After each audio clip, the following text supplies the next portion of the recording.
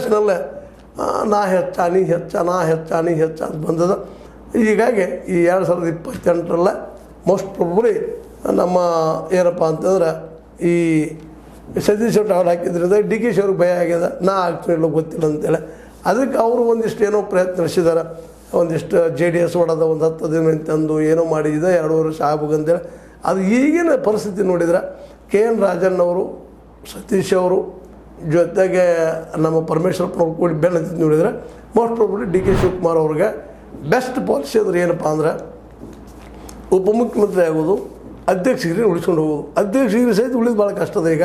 ಯಾಕಂದ್ರೆ ಅಷ್ಟು ಫೋರ್ಸ್ ಮಾಡ್ತಾ ಇದ್ದಾರೆ ನಮ್ಮವ್ರಿಗೆ, ನೀವು ಅಧ್ಯಕ್ಷ ಸ್ಥಾನಕ್ಕೆ ಕೊಡ್ರಿ ಅಂತೇಳಿ.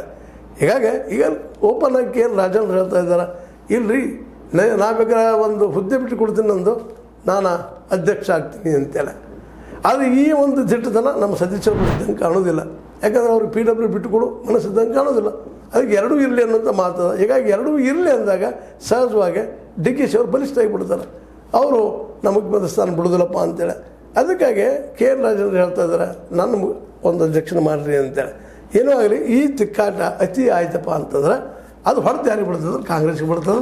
ಮುಂಬರುವ ಎಲೆಕ್ಷನ್ದಲ್ಲೇ ನಿಶ್ಚಿತವಾಗಿಯೂ BJP ಒಕ್ಕಟ್ಟು ಮಾಡಿಕೊಂಡ್ರೆ, ಈಗಂತೂ ಒಕ್ಕಟ್ಟಿಲ್ಲದೆ ಒಕ್ಕಟ್ಟು ಮಾಡಿಕೊಂಡು ಗ್ಯಾರಂಟಿ ತಂದ್ರೆ ಸಿದ್ದರಾಮಯ್ಯರು ಆ ಮಟ್ಟ ತನಗಾಗಿ ಎಷ್ಟು ಹೋರಾಟ ಮಾಡ್ತಾನೆ ಆ ವ್ಯಕ್ತಿ, ಇನ್ನೊಬ್ರಿಗೆ ಅಷ್ಟು ಹೋರಾಟ ಮಾಡೋದಿಲ್ಲ ಅಂದಾಗ ಸಹಜವಾಗಿ ಸಿದ್ದರಾಮಯ್ಯರಷ್ಟು ಪ್ರಬಲವಾಗಿ ತಮ್ಮ ಪರವಾಗಿ ಮಾತಾಡದೇ ಇದ್ದಾಗ ಮುಂಬರುವ ಎಲೆಕ್ಷನ್ದಲ್ಲೇ BJPಗೆ ಹೆಚ್ಚು ಅವಕಾಶದ ವಿನಃ ಕಾಂಗ್ರೆಸ್ಗೆ ಇಲ್ಲ ಅನ್ನೋದು ಅಷ್ಟು ಸತ್ಯದ.